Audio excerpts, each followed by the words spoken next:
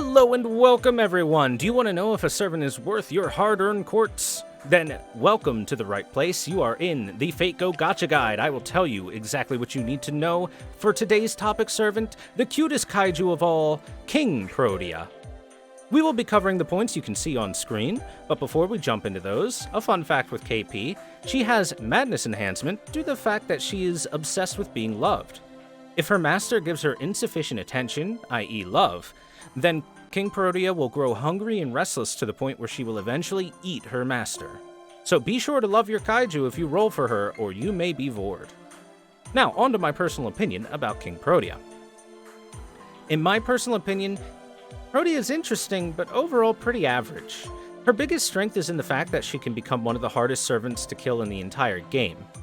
But her biggest weaknesses come from the fact that her class is not really built for tanking, and she has some poor synergy between some of her skills. She's great for newer players, one of the best servants out there for a newer player. And if you are a newer player, I highly suggest rolling for her. But longer time veteran players with more servants to choose from will often find better alternatives than what King Protea brings to the table. Now let's find out by jumping into her stats why I think this way. King Protea is a 5-star alter ego class servant, meaning she does 2 times bonus damage against foreigners while taking only half damage from them, 1.5 damage against assassins, casters, and riders, and berserkers will do 1.5 to them while taking 2 times. Alter egos, as of now, do not have any weaknesses. She has 12,835 attack at level 90. This is the second highest base attack value out of all servants in the entire game, only being beaten by Jean Alter. Her HP at 90 is 13,338 at a base, which is a little below average in order to kind of balance out that attack, but that HP value is kind of a lie. We'll see why later. Going into her hidden stats, you can see that her NP gain on hit is 0.56, about average. As for her cards, her quick card does 3 hits, her arts card does 3 hits, her buster card does 1 hit, and her extra card has 6 hits. This is pretty below average overall, especially for a more modern servant. She has a pretty low hit count on her cards. Her star weight, aka how easy it is to get stars on her cards over other servants' cards, is 100. Again, pretty middling, about the average. Star creation, 10.2%, also average. Overall, her stats come out to be a little above average due to her very high base attack stat that she has to work with. Looking at her deck and her Noble Phantasm, we can see that her deck contains 2 arts cards, 1 quick card, and 2 buster cards, our standard 2-1-2 deck. Her Noble Phantasm, Aravata, King Size, is an AoE Buster Noble Phantasm with 5 hits. This will deal damage to all enemies, and if she has her Proliferation skill active, this increases her Buster performance by 20% for this turn. On top of that, she will increase her buster performance by 20 to 60% for this one turn, depending on what her overcharge is. This is a very simple Noble Phantasm with great buster increase for one turn. It may not have any utility that it brings to the table, but this large damage increase is more than good enough. It makes up for the alter egos only having a 1.5 times damage against most targets you use them against, because the large damage increase that it provides is going to push her over the edge over a lot of her competition. Next up, her passives. She has a bunch. First off, Madness Enhancement A+, increases her buster performance by 11%. Next up, Independent Action B increases her critical damage by 8%. Territory Creation EX increases her arts performance by 12%. Goddess's Essence A increases her damage by 250 at a base, and increases her debuff resistance by 25%. And High Servant EX doesn't do a goddamn thing, it is there for funsies. So, this is one of the best collections of passives out there, because most servants have pretty trash passives, and actually all of these are good. Not a single one of these is bad. Well, I guess except High Servant, but you know, that's not really there. We can ignore that one. So, with Madness Enhancement and Territory Creation alone, 5 out of 6 of her total attack cards that she can use, including her MP, get a buff from her passives. Independent Action makes it so that she has a really, really hard-hitting critical attack on top of already having good cards in general. These are great passives. It's fantastic passives. I wish more servants had passives that looked closer to this. Now, let's move on to her skills. First off, we have Huge Scale. This gives Protea a buff called Endless Proliferation for 10 turns. And what Endless Proliferation does is at the end of every turn, her max HP will permanently increase by 2,000 to 3,000 based on the level, every single turn. This skill eventually has a strengthening where it will increase the max HP from 2,000 to 4,000 at the max, and on top of that, increase her MP damage resistance by 8% with every stack. Which means that by the end of 10 turns, she can gain upwards of 40,000 HP, giving her easily the highest HP you can possibly have for any servant in the entire game, bar none. And then, because it has a 10-turn duration and a 10-turn cooldown, the second that it is done, you can then use it again and just keep stacking that HP forever. One thing to remember, though, is that without any defense ups, enemies can chew through her health even if it is tens of thousands high, so it doesn't make her necessarily unstoppable. Even if she's taking no damage from MPs, those enemy cards, especially if they're crits, can do easily 10,000 damage in one hit. Next skill, we have Infantile Regression. This reduces the cooldown of her skills by 1.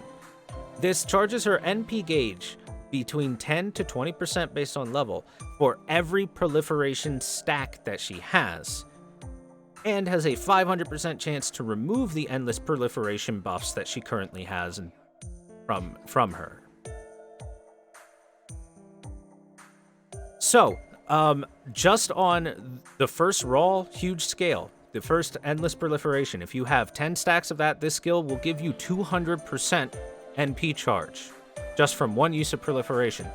However, the drawback to this skill is quite harsh. Removing all proliferation stacks, putting her back to square one on health and MP resistance, is pretty rough, especially if you are trying to focus on getting King Protea into being that big, tanky, monstrous creature that the enemy will eventually have to deal with, right? On top of that, if you are to use Infantile Regression early just to get an NP off, it means that you will have quite a few turns waiting for Huge Scale to come back off cooldown, as it has a very long cooldown, even with the cooldown being reduced by 1. Finally, we have her third skill, Monstrous Strength. EX, though. This is very simple. It is an increase to her own attack between 20 to 40% for 3 turns rather than just the normal 2 for Monstrous Strength. Simple but strong skill. 40% attack increase is quite high, and it lasts for 3 turns, so it helps her deal pretty darn respectable damage without much issue. So with these skills and her MP, you can see that Protea is built to be a large HP tank. She can infinitely gain HP and MP resistance to the point where MPs don't hurt her, to the point where she is very difficult to kill for anything. The problem is that 4,000 HP per turn is something that a challenge fight enemy can easily output, especially if Protea is the only one on the field. If this health scaling is important to your plans, it also locks away her NP charge skill, her second skill, unless you have another servant to help out with a buff loss prevention.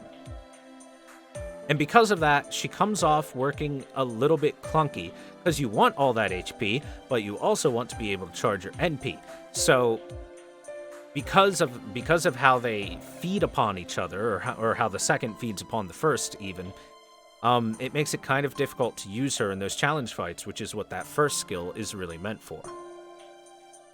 Now, what do we need for leveling these skills? What materials? Protea, as an alter ego, has an overall low material cost. She uses gems up through the 6th level, and then to level from there, she requires materials. Each skill will require material-wise 5 Giant's Rings, 5 Reactor Cores, 9 Dragon Scales, and 9 Spirit Roots. So in order to max out all of her skills, it's 15 rings, 15 cores, 27 scales, and 27 roots. Very low material costs overall for what she needs. And again, it's very easy to get these gems, much easier to get the gems than it is to get some of the materials out there. So how does King Protea stack up against her competition? As a 5-star AoE alter ego, her main competitions are Seshuin Kiara and Okita Alter. In terms of raw damage output, in terms of tankiness, King Protea wins hands down against both of them. It's not even a close competition in tankiness. However, Kiara has a distinct advantage over King Protea and what she can do, and that is the fact that Kiara can NP loop. With good support, Kiara has decent looping potential and good reach with a 50% self-MP charge in case she doesn't get a full refund. This pushes Kiara over the edge in general farming. It pushes Kiara over the edge in certain challenge fights that you can take on relatively easily. So I think that in general, Kiara is a bit better, especially because she's better at generalized farming, which is most of the game. But King Protea, I do believe, is better than Okita Alter in terms of what she brings to the table. So, she's not the worst, she's not quite the best. Now, if you do roll for King Protea, what skills should you prioritize in leveling? I would suggest her second skill first, as it is a very large NP charge for faster farming.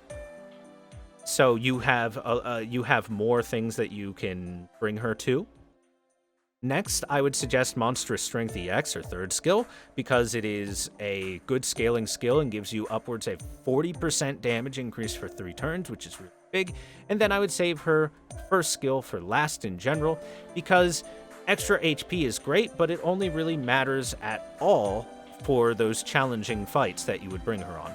If your strategy is to use her specifically for challenge quests, though, then definitely kind of swap your priorities a bit and maybe focus on her first skill first. But again, generally I think this is the better way to focus your skill leveling. Now, as for craft essences to equip her with, she is an AoE Buster HP tank. Her focuses should be on Buster damage, MP damage, or defense. For Buster damage, my first suggestion is Heroine Ellie-chan's Adventure. This is a Halloween CE from an event that gives 15% Buster performance up and 25% MP damage up. So, 2 things that I think Protea likes to use a lot. For a permanent Gacha CE suggestion, I would suggest taking Victor from the Moon. This gives a 10-15% at max limit break Buster performance up, and a 20-25% at max limit break critical damage up.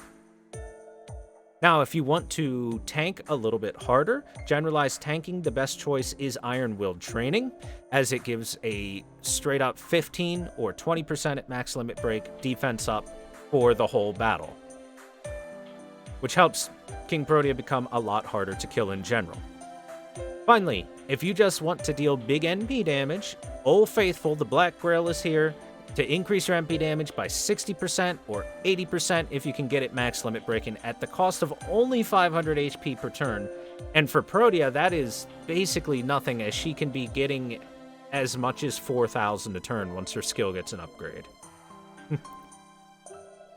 So, let's talk about what servants to pair her up with. Oh look, Waver is here. What a surprise, he's always here. He provides 50% MP charge, crit damage up, defense up, attack up, all things that you want on any servant you can think of. Hard to pass on him. Next we have Merlin. Merlin is our premier Buster support who can give a huge Buster damage increase to Protea with Hero Creation, 50% Buster up for 3 turns, and 100% crit damage up for 1 turn on that. On top of that, his MP provides healing for King Protea, NP generation, and a star generation. They're all very welcome for her. On top of that, he has AoE invincibility to give King Protea more time to continue scaling up until she becomes an unstoppable tanky monster. Next, we have everyone's favorite eggplant, Mesh. But only OG Mesh. Orthonax Mesh is not welcome here. She can go be in the story and be useless.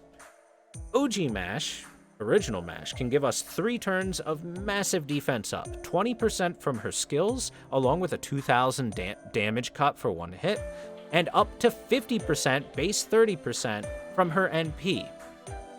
She can also have a single turn of single target invincibility, 1 turn of taunt, plenty of ways to help King Protea have more time to scale or evade or to avoid harder hitting turns. And finally, I suggest pairing King Protea up with another Protea. Why? Because now your battle screen is completely filled with Protea. You'll see nothing but Protea on your side of the field, and some of Protea on the enemy's side of the field too. And who doesn't want to fill their entire screen with a kaiju? So, quick too long didn't watch here. Protea's a okay roll. She's average tier. She can be very tanky and put out some decent damage, and also has a pretty fantastic MP charge, but it unfortunately comes at the cost of one of your skills, at the cost of your tankiness, and at the cost of some time. She'll do just fine in most situations. She'll be able to clear out most fights, she can farm decently well, and in general, she'll get the job done. However, like I said, her skills are a little clunky, her scaling isn't as fast as it needs to be self-sufficient, so she needs some support and some help. However, if you want a really good reason to roll for her, I've got one right here. If you don't roll for her, she's gonna eat you! Go! 食べちゃうぞ! So, if you don't want to be eaten by King Protea, good luck on your rolls. If you enjoyed this video, like it, check out my Twitch channel, and all that. Thank you very much for watching, guys. I will see you next time on the next Gacha Guide. Also, this art is by EO_M_Kaita on Twitter, or just Kaita on Pixiv. Go check them out. See you next time, guys.